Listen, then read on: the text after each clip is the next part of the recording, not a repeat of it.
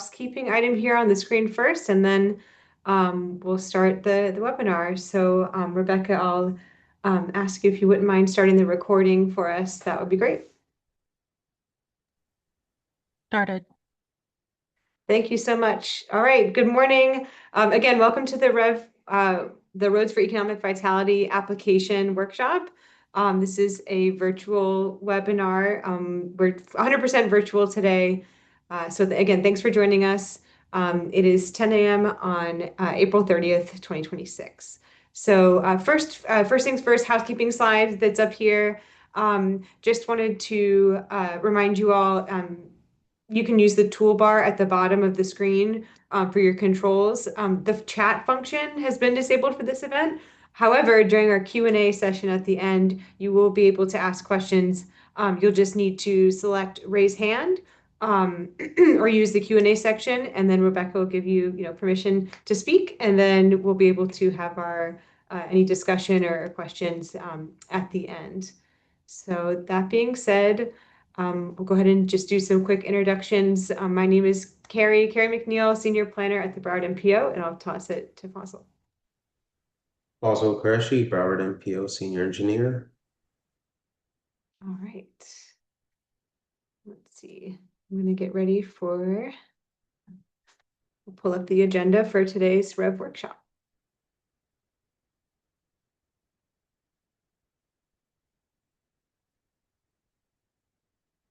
All right. Okay. So again, it's April 30th, 2026. This is the Roads for Economic Vitality application workshop, which is part of the Broward MPO's Roads for Families program. The agenda for today's workshop is up on the screen. We will start with a REV program overview, which will include reviewing the typical cycle milestones, the evaluation and ranking process, the programming process, and your project delivery options. And then we'll get into the specifics of cycle one, which will remind you of the online resources that are available to you, the application timeline, which includes important dates and deadlines. And then we will cut into the live demonstrations of how to fill out the cost estimate template and how to submit an application through Survey 123. And then, like I said earlier, at the end, we'll have an opportunity for Q&A. Okay, so brief reminder of our program overview, looking at these typical cycle milestones. We are here in the beginning on the furthest left-hand side with the application development by our local agencies. We just had it was 25 pre-application meetings throughout the month of April, where we met with you all. We talked about your project ideas. We spoke about issues of eligibility and feasibility and things like that. So we're hosting this webinar today at the end, the tail end of that session of meetings. And now it's time for you all to work on your applications if you haven't been doing so already. And then the next milestone will be the application submittal. After that, we'll have the MPO will evaluate the project applications and rank the projects for potential inclusion in the list of priority projects, or the LOPP. And then after that, we'll have a vetting by FDOT and then move into the programming phase. Just a reminder, we went over this at the pre-application meetings, but the MPO uses a set of board-approved evaluation criteria to rank the projects. As long as you submit a complete application and the project appears to have eligible scope components, we will rank the project in accordance. In our ranking tool, it's a data-driven objective ranking tool utilizing these criteria, and the criteria are posted, the data sets are posted on the website for your reference. So when you fill out the Survey 123 application, you guys might be familiar with this snapshot, and we'll see it later today as well.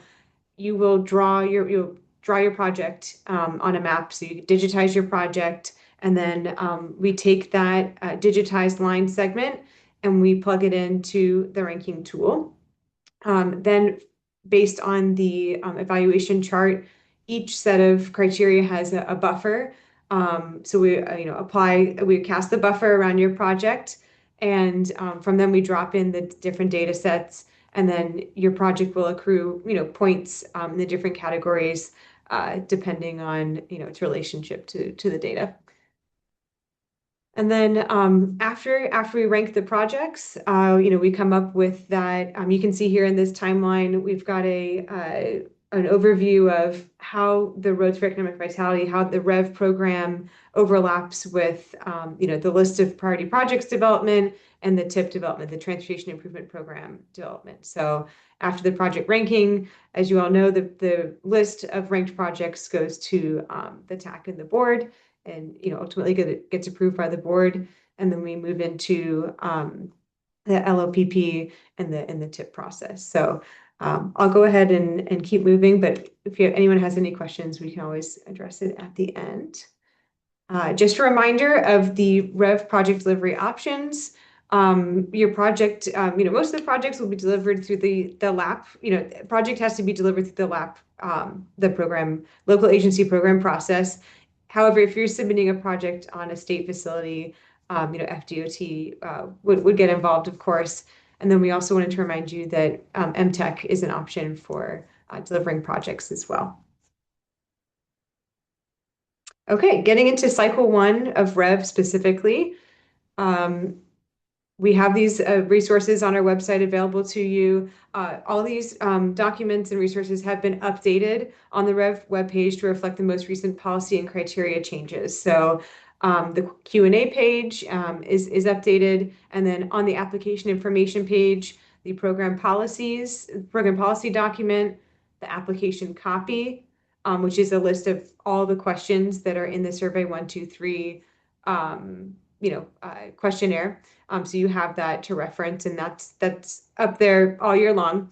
The application checklist, resolution language template, cost estimate form, the evaluation chart, and the evaluation data, which is the zip file of all these shape files that you can drop into ArcMap and ArcGIS if you like. So the next is the cycle 1 application timeline. So of course, we're here on the left-hand side today, April 30th at the application workshop. And then the next step is that the application portal opens next week on May 4th. And I'll show you in a few minutes how you get to that portal. That next is our initial submittal deadline is June 17th. So that's when the portal closes. So you have to submit your application, submit an application and the accompanying, supporting documents by June 17th. After that, the MPO has a review and comment period. As you all know, and as we talked about in the pre-application meetings, that's when we would issue you a comment sheet with any outstanding questions or issues, and then you'd have approximately 4 weeks to address those outstanding comments. And then the final submittal deadline is August 13th. So that is the deadline where comment responses will be due, and any revised documents would be due to us. All right, I'm going to turn it over to Fossil for this. All right. Thank you, Carrie. So I am going to go over how you fill out the cost estimate documentation that's required as part of the REV cycle 1. With that, I'm going to go ahead and share my screen.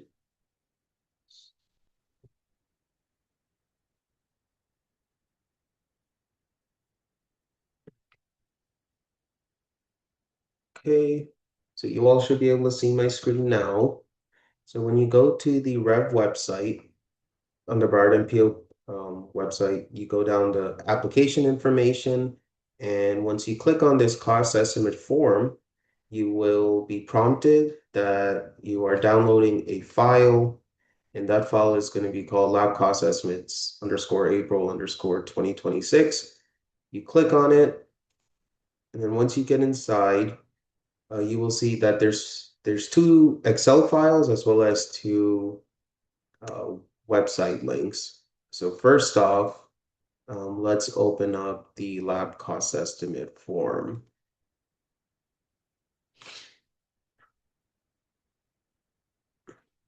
Okay.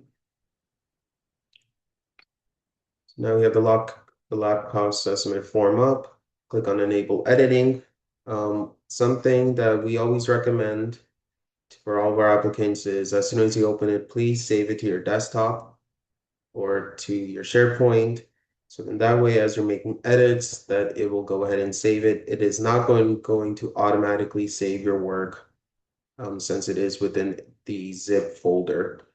All right, so once you open up the Excel file, you will see at the top, it says engineer cost estimate. You can confirm that you're using the correct cost estimate template. This is for lab.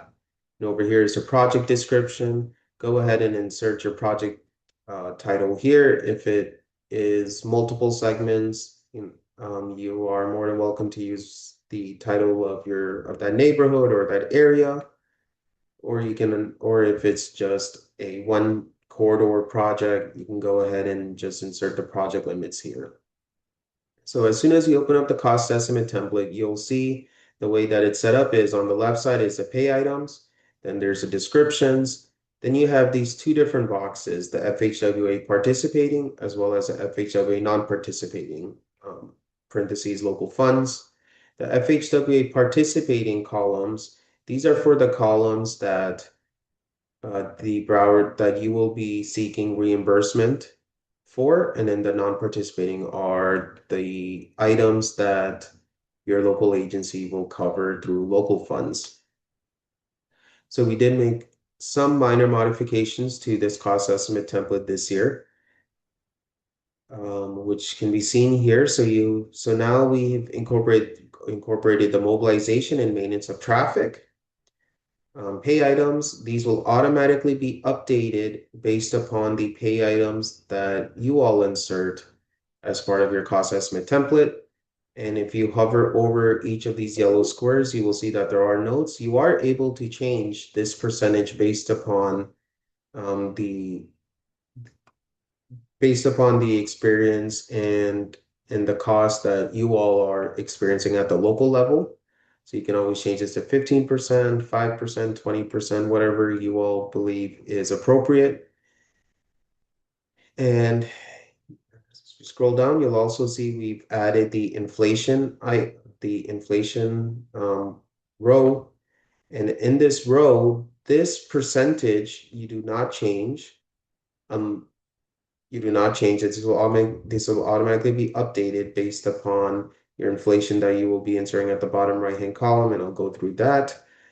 And your inflation will automatically be calculated based upon all the other pay items that you insert. And it's already been formatted to be for both the FHWA non-participating column as well as the participating column. If you scroll down, you'll see this is where the preliminary engineering design phase is. If you're seeking reimbursement, you can go ahead and insert a percentage here. And if there are some items that are in an FHWA non-participating column, please ensure you also insert a percentage here for the non-participating design estimate. And then the next column is contingency. Contingency, this is a non-participating item. So please go ahead and insert a percentage here, and your total will automatically be calculated on the right side. For transit-related projects, it's generally 10%. This will automatically be updated. And then construction engineering and inspection activities, this is your CEI. You can go ahead and insert a percentage here if you're seeking reimbursement from the MPO and a percentage on the FHWA non-participating column.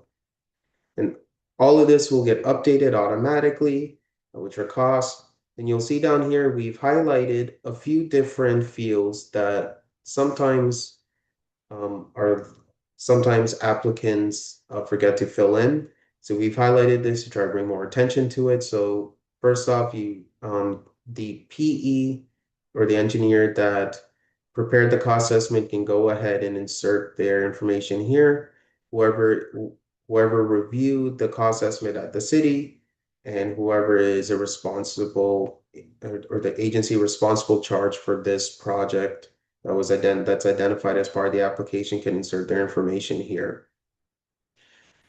Please note that this cost estimate does need to be signed and sealed. So please don't forget to do that. Most of our applicants go ahead and sign and seal here on the prepared by section with that engineer's signature. At the bottom right-hand column here, this is the inflation percentage. So this is your year over year. So how much inflation are you anticipating on a per year basis? Don't use 50% or 30% if you're assuming that's what it's going to be over the course of the 10 years. Use on a per year basis. So like 3%, 5%, etc. So for instance, if you were to put in 5% here, you'll see up here that the inflation cell is automatically updated. So this is for 10 years out. If your agency is not requesting design funds and you're only requesting construction funds, you can go into this cell and change this formula, changes from 10 to 7. And that'll give you an accurate depiction about approximately when you would receive construction funds, if you're not requesting design funds. How do you find out where, what are the pay items?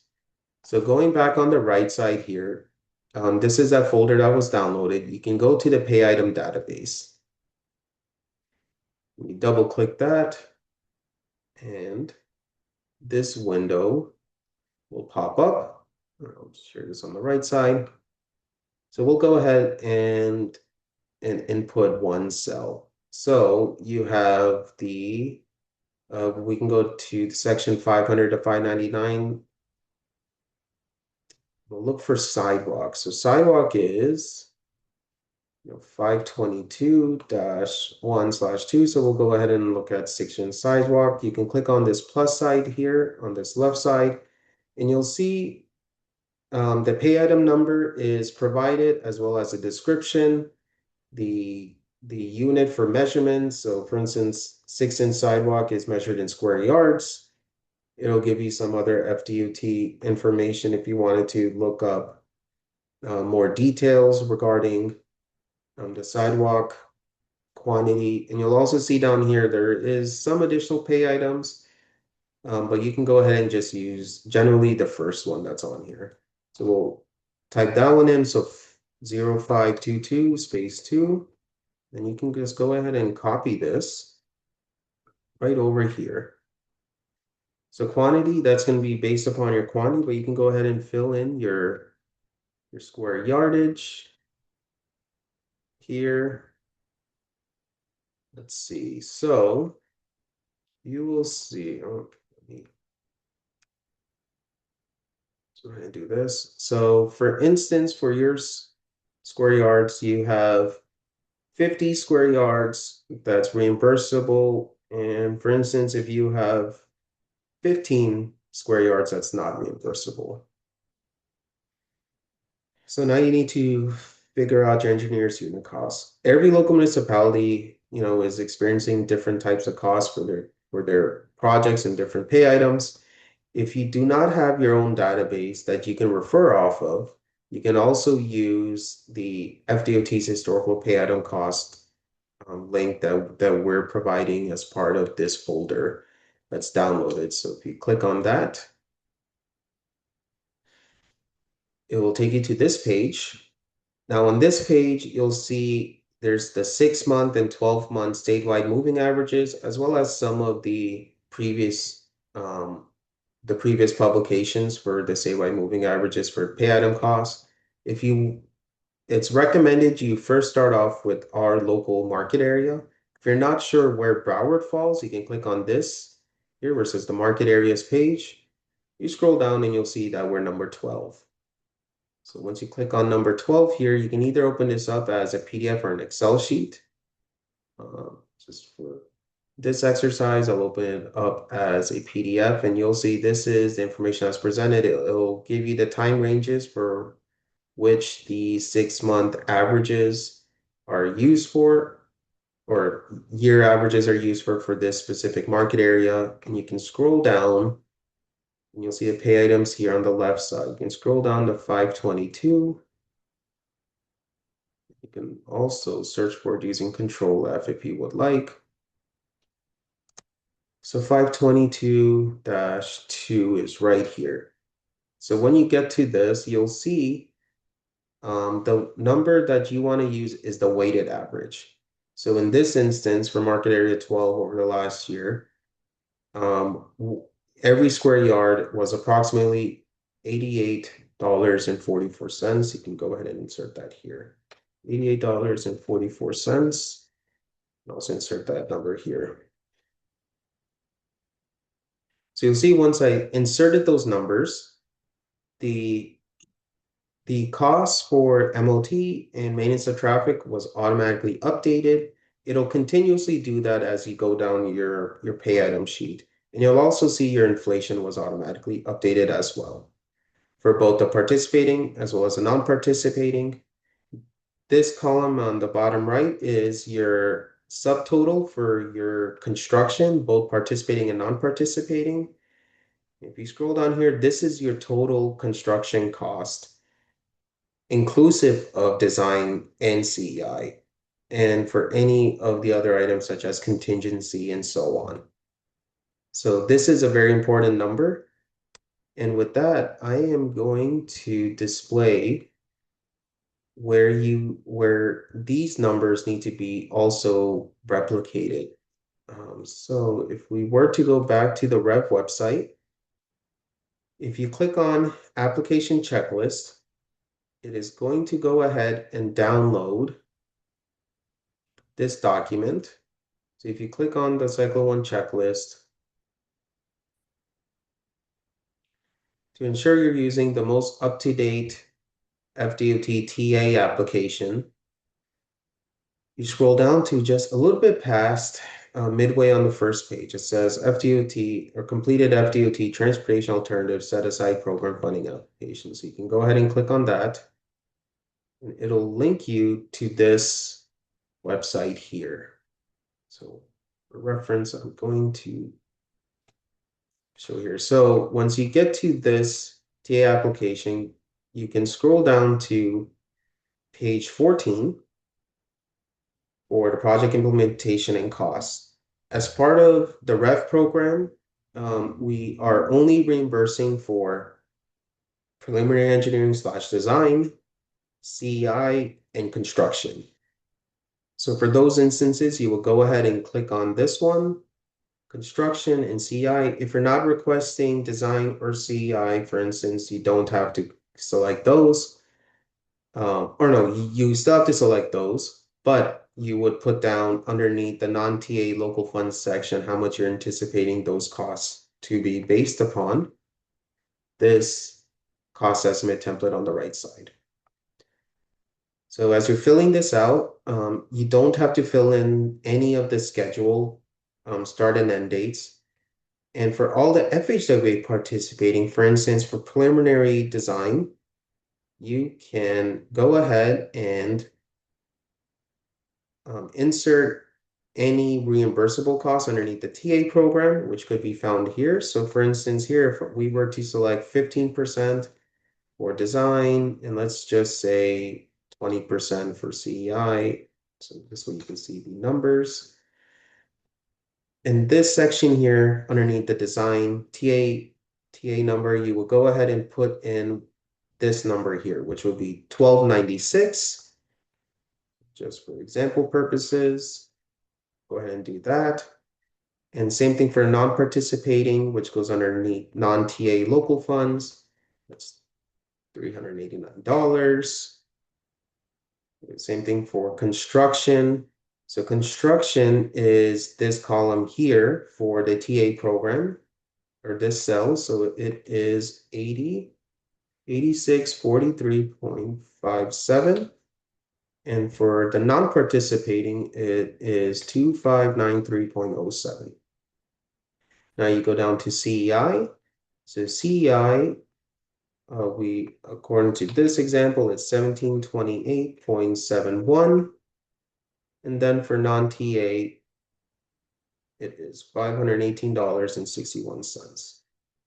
So for other costs, the only other costs that are displayed here that are not represented are the FDOT oversight as well as a contingency. So we can go ahead and add that information here. So you can call this FDOT CI oversight,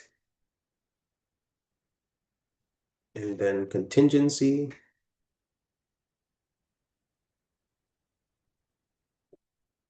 Not sure what's not completely showing up, but that's okay. So over here, you would put in your FDOT oversight amount, which is $337.10. And then for your contingency, it is, we'll assume 20% for contingency here. It's going to be 2247.33. Now, the way that you check to ensure that all that you've inserted all of the information from your cost estimate template into your TA application is by looking at the bottom right-hand corner here. So you see that this number here is $27,753.89, and I have $17,753.92. So why could that be?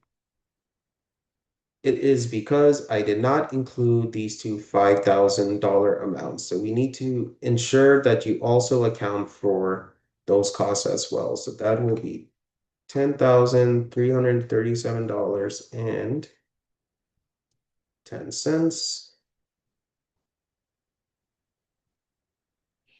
And there are, some very slight rounding errors, but more or less, this number here at the bottom right-hand corner should match up with this number at the bottom right-hand corner here. And that's how you know that you've inserted all of the relevant information that's required. And with that, Carrie, I will turn it over back to you, and then we will take questions at the end. Thank you so much. Excellent. Thanks, Fazil. And like we said earlier, if you had any questions on the cost estimate template, how to fill it out, just write them down, and then we'll get back to the Q&A. We'll get to the Q&A at the end, and we can always go back. So, moving forward to the final part of our workshop, before the Q&A is the application submittal demonstration. So I'm going to go through how to do the following: how to access the application portal through the REV website. Oh, and I'm not sharing my screen.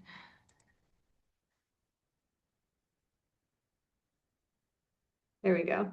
So I'm going to demonstrate how to access the portal through the REV website, how to properly fill out the application questionnaire in Survey 123, how to upload documents to the portal, and what to do if your supporting document exceeds 10 megabytes, and then how to successfully submit your application.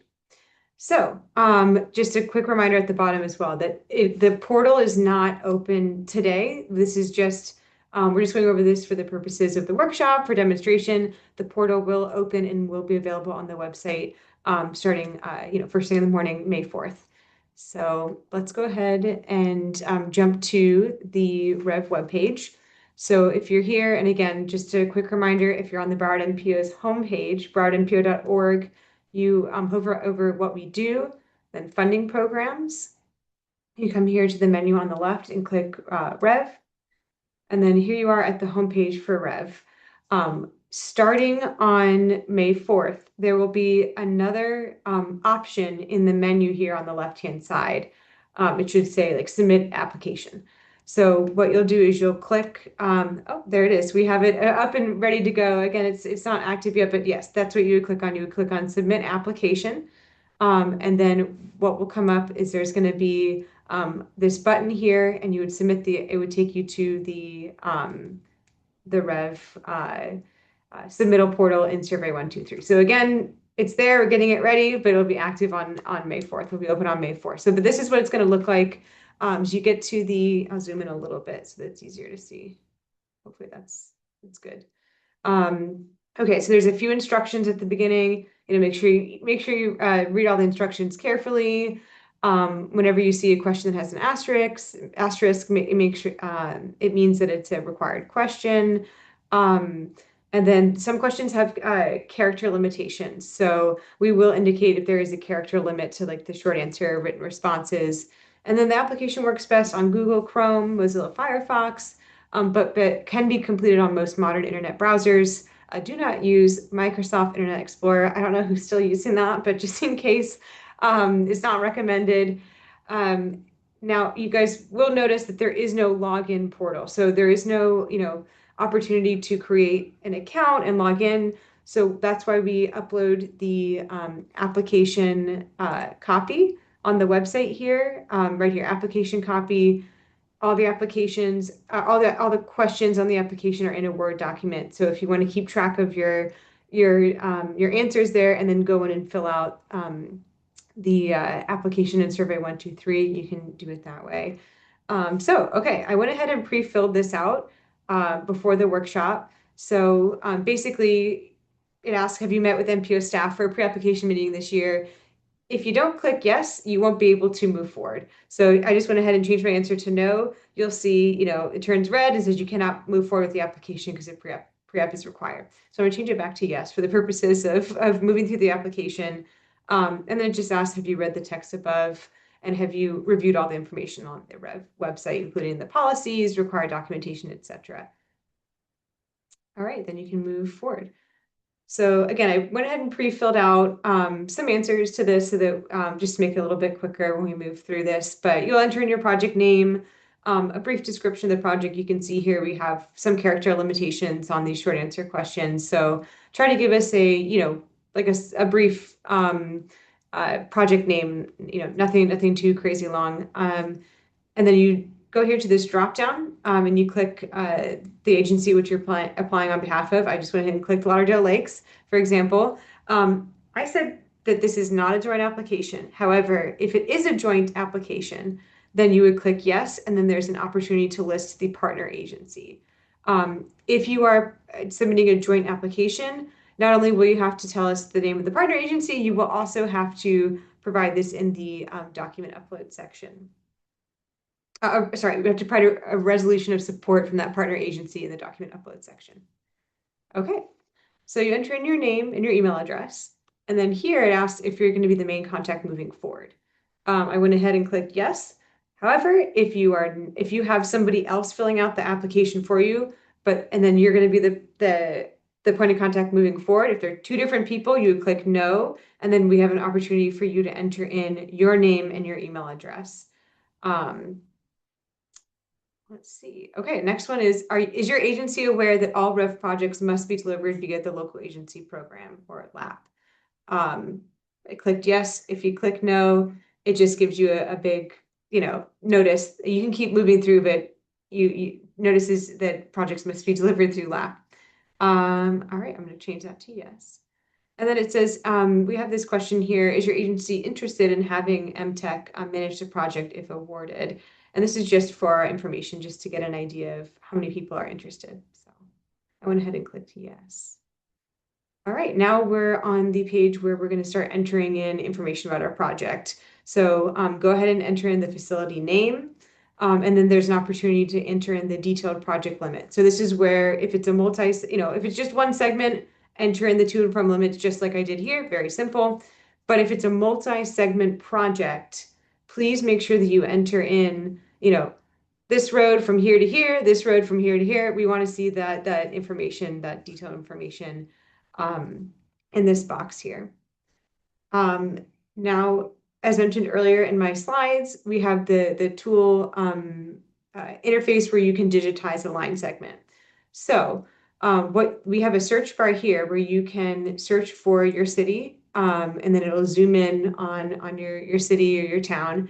And then what you do is you can, oops, looks like I already, there we go.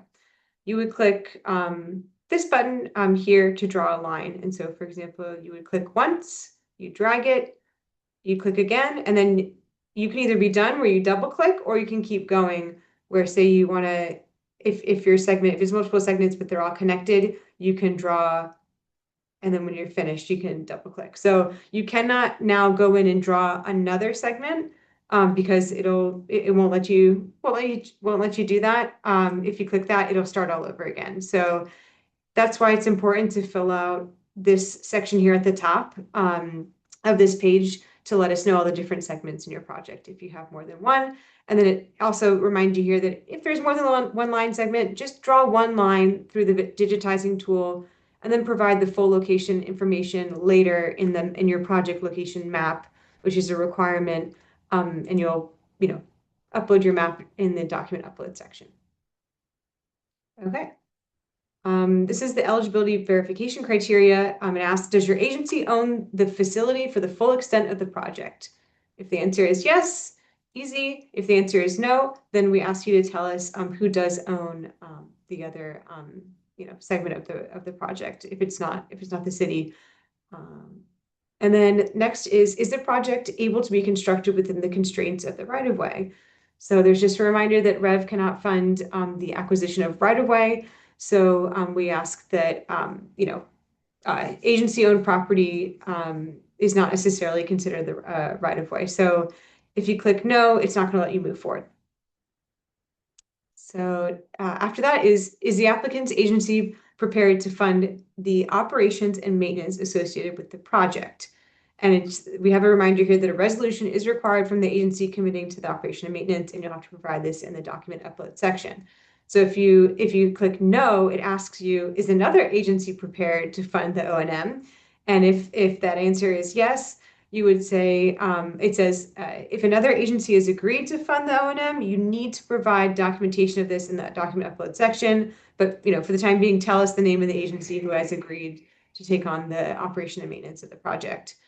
If you answer no, it won't let you move forward. Or it will let you move forward. It just tells you that if funding for the O&M has not been identified, the project may be ineligible. So I'm going to go ahead and click yes here.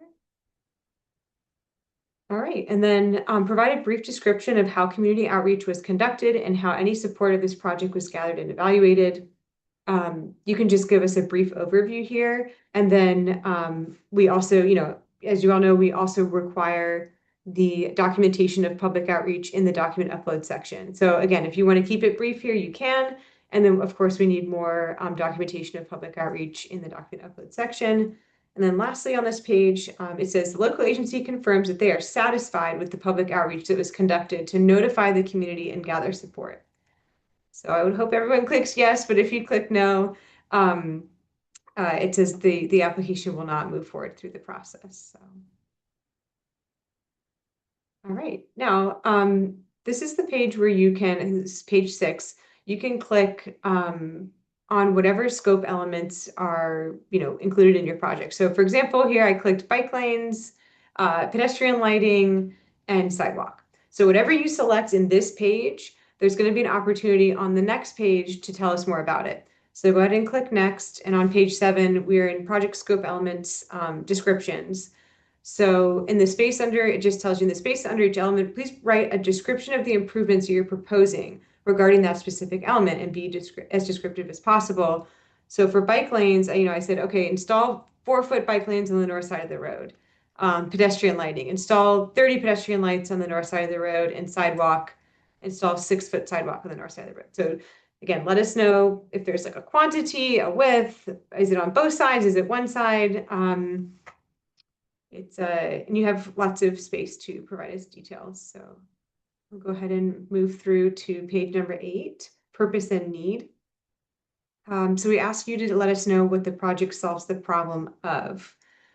This, again, you don't have to write, a novel. Just let us know what, why are you guys submitting this problem? Why are you submitting this project? Is it addressing a certain need of the community? And then second, the project is the best solution because XYZ. Go ahead and tell us why you think it's the best solution.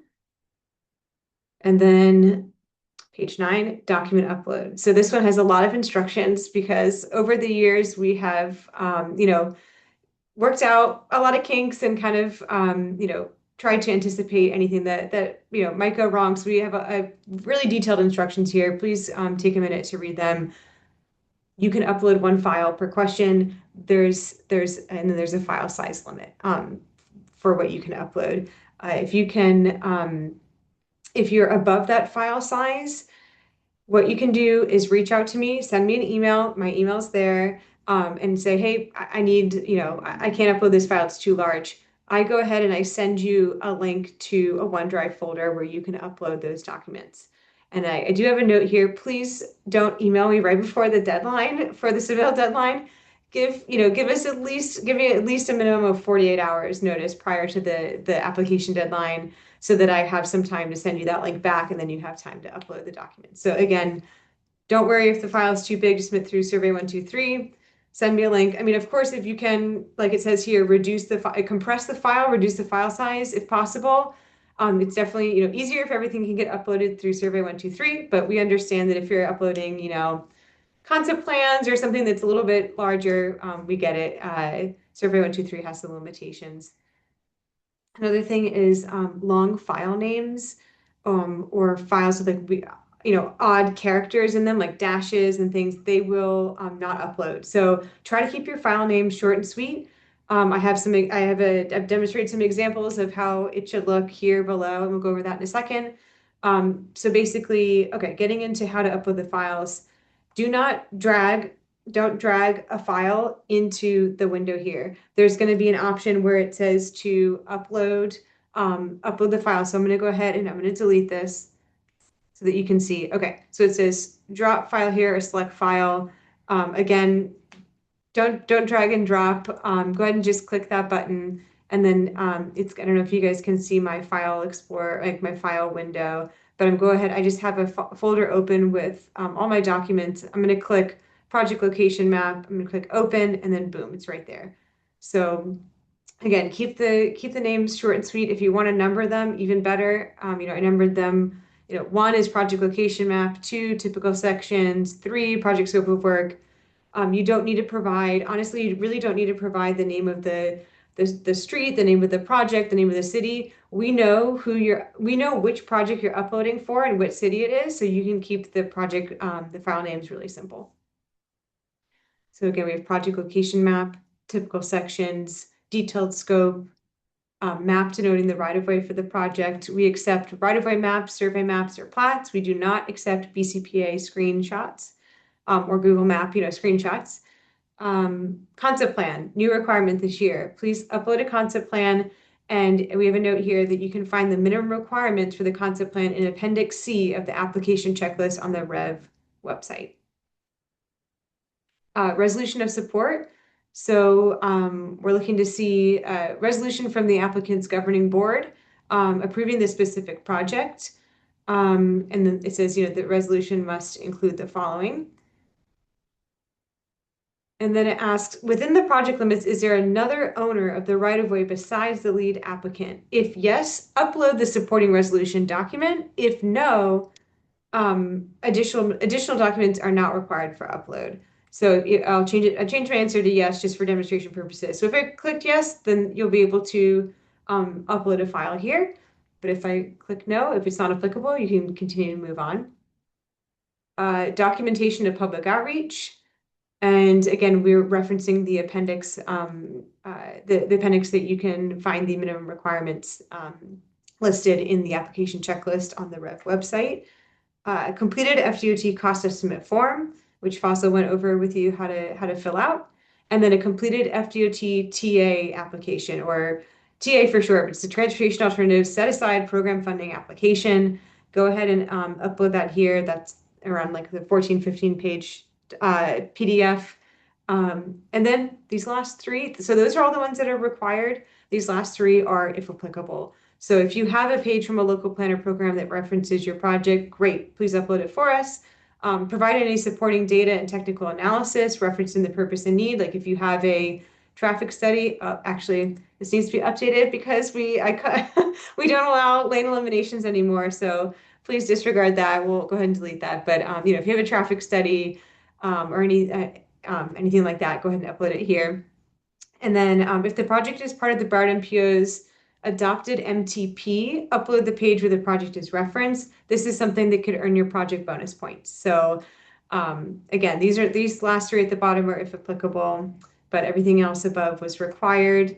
I'm going to go ahead and click the next button and take us to the last page, which is you just need to acknowledge that you have filled out this application to the best of your abilities using the most accurate information available to you.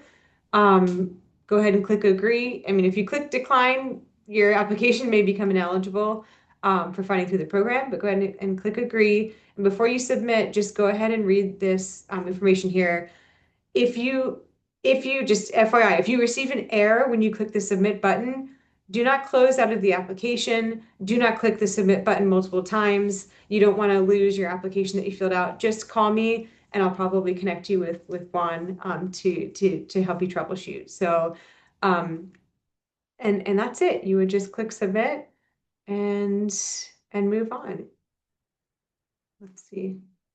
This is a beta version of the application, so I'm not sure if it's going to let me fully. Oh, there we go. It did. So that's what you'll see at the end after you click submit. It says your data was successfully sent. Thank you. And then you should also get a confirmation email as well saying that your application was submitted. So that's it for us. If you have any questions, again, please raise your hand and we'd be happy to answer them.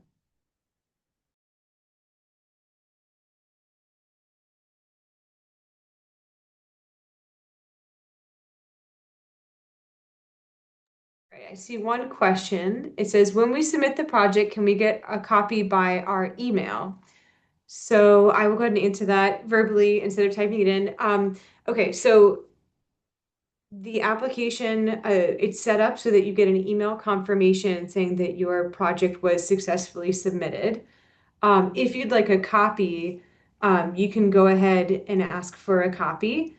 Um, I'm happy to send that to you. I will work with Juan to see if it's possible to just automatically send you a copy.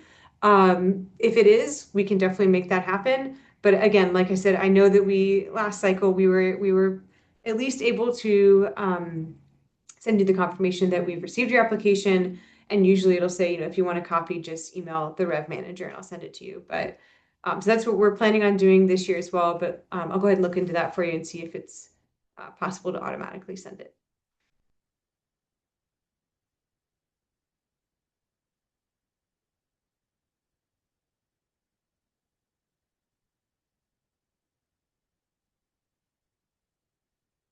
All right, I have another question.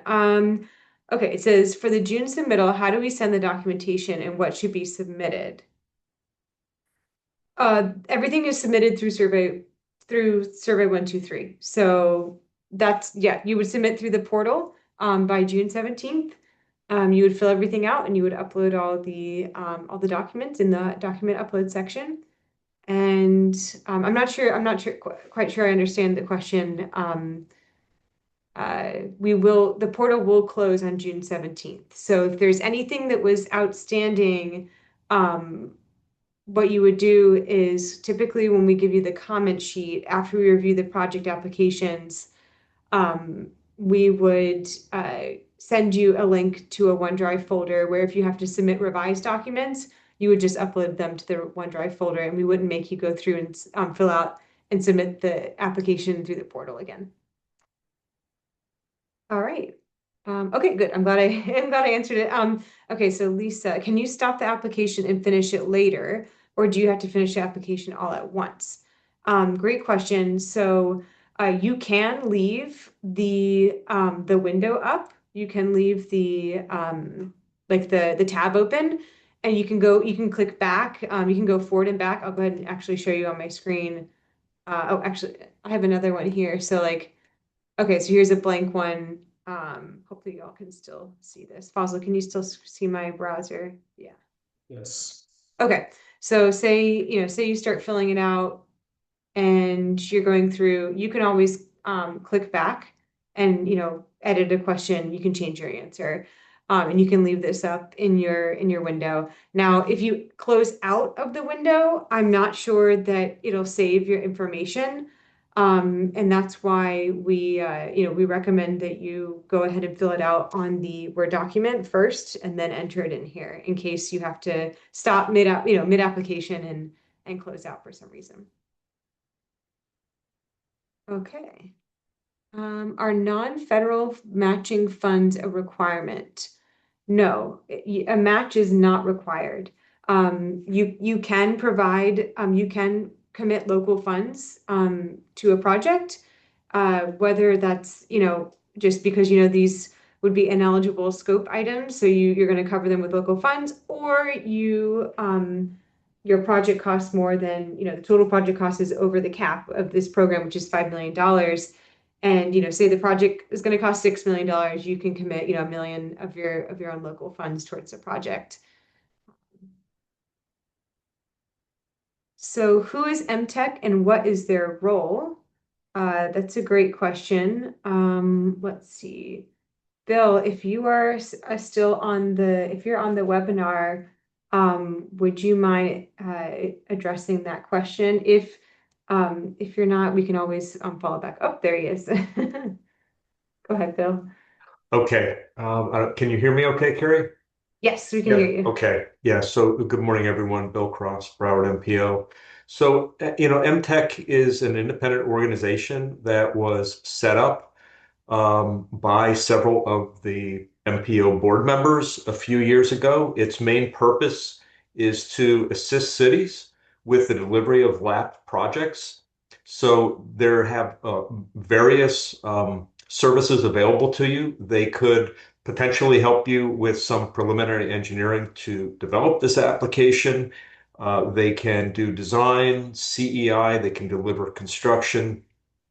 So pretty much whatever you need, they work collaboratively with the city. The city would generally still be the actual LAP applicant, but MTech is there and available to support cities that might not have those resources internally. It does require you do have to join MTech in order to access their services. And the person who's the executive director is Lowell Clary. There's information available on MTech. You can reach out to me directly if you have questions. I'm glad to put you in contact with the MTech officials who can get you more information about membership. And I guess I'll just add that they're delivering several federally funded projects. They're doing a HUD project in Coconut Creek doing lighting. They're out in Pembroke Pines delivering what we used to call hub projects. So traffic signals, lighting, sidewalks, etc. That's FTA funded. And they are doing, I guess, Southeast 17th Street in the city of Fort Lauderdale. So their work is ongoing, and they could be a good resource if you don't have the internal resources. Okay, that's Thank it you, for me, Bill. Carrie. Thank Yeah, you. thank you. And Renee, I see that you asked for Bill's contact information. So I might ask Fazil, if you don't mind, if you could type in Bill's information. Thank you. And I'm going to address Renee. I see you have another question. Who are the MPO staff members to meet with in question one? So I'm assuming you mean this question here, the first question on page one. So the MPO advertised, we sent out an email to all of our TAC members earlier this year, inviting them to set up a meeting, a pre-application meeting with it was myself and Fazil for a pre-application meeting. Those took place during the month of April. They just concluded this past Monday. So those are done. And if your city did not meet with us, then you would not be able to submit an application to the REV program this year because they are required. However, if they did, what city are you from actually? Because I'm curious. We met with about 25 of our local agencies. Cooper City. Cooper City. Okay. I don't believe we met with Cooper City. Let's see. I met with Cooper City in the beginning. Did we? Okay. Yeah, we met with the new city engineer, if I'm not mistaken. Let me pull up my notes.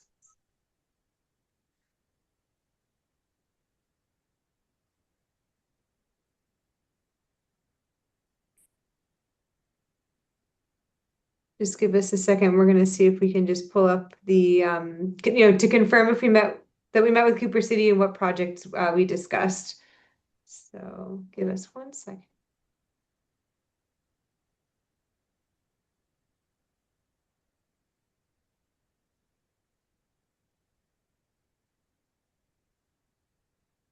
All right. Yes, we did meet with Cooper City. Sorry, I there's been so many of the pre-app. Okay, this was back on okay, it was back on April 7th. So it's been a little while, but we met with Cooper City on April 7th. Um we had Junius, the city engineer, met with us and we went over we talked about four projects. Four projects were presented during the meeting. And I think they had not decided yet which one they were going to submit. So if you want to talk, get with Junius and talk to them about the pre-op and the projects, that would be your contact with information. And we actually did go ahead and send the meeting minutes over, so they should have a copy of the meeting notes from the meeting as well, if they want to share that with you. All right. Any other questions from the crowd about the cost estimate, about the survey 123, about anything, any of the deadlines? I mean, I think it's all pretty straightforward, but we'll go ahead and stay on. We have 2 more minutes until 11 o'clock, so we'll go ahead and stay on and we'll end it at 11. So if anyone has any last minute questions, Can you if hear me? not, thank you. Sorry. Oh, Leonard. Okay, go ahead. Sorry there. Yeah, Let me. well, I do have a quick question on cost Yes. estimates. I and it's not really technical. It's just I opened the form and while Fazal was doing the presentation, I Mhm. realized that he didn't have that. I have like a yellow box on the form. Every time I open the form, it gives me like comment that says to edit comment, your version of Excel allows you to read this. Are you guys seeing this as well, or is it me just seeing it on my end? And I know he just browsed on it on the 10% and he can see a note, but for me, there's like a box opening and then it's covering some elements of the table. I'm not sure if you guys are experiencing the same thing. I think that might be the version of Excel you're using. Mm. Have you saved it to your desktop? That might help address the question. But also, Leonard, we can talk after this meeting and maybe we can have a quick Teams meeting and we can figure out what issue you're having specifically. Okay, Let's no, do sounds that. good. Sounds good. Thank you. Okay, and I see one last question from Renee. Another question from Renee. She's asking to speak to the LAP certification requirement. So Renee, I think we might have to take this offline. And so LAP it's a FDOT's, it's a delivery process that is, required. If you get a project awarded through REV, you will have to basically enter into an agreement for design with FDOT and then a LAP agreement for construction. And it's a reimbursement-based process. So if you would like to know more information about LAP, please send me an email and then I can connect you with someone from FDOT.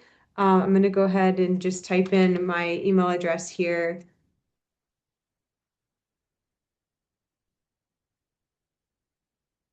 I'm going to go ahead and send that to you. Um, Right. And really quickly before we go, you don't have to be LAP certified right now at the time of application, but it's something that the city will have to take on if their project gets awarded, when you get close to, receiving your funds for design. So, all right. It's 11:01. So I'm going to go ahead and we're going to go ahead and shut down. Thank you so much, everybody. If you have any additional questions, please feel free to email me and we'll get them addressed. Thank you.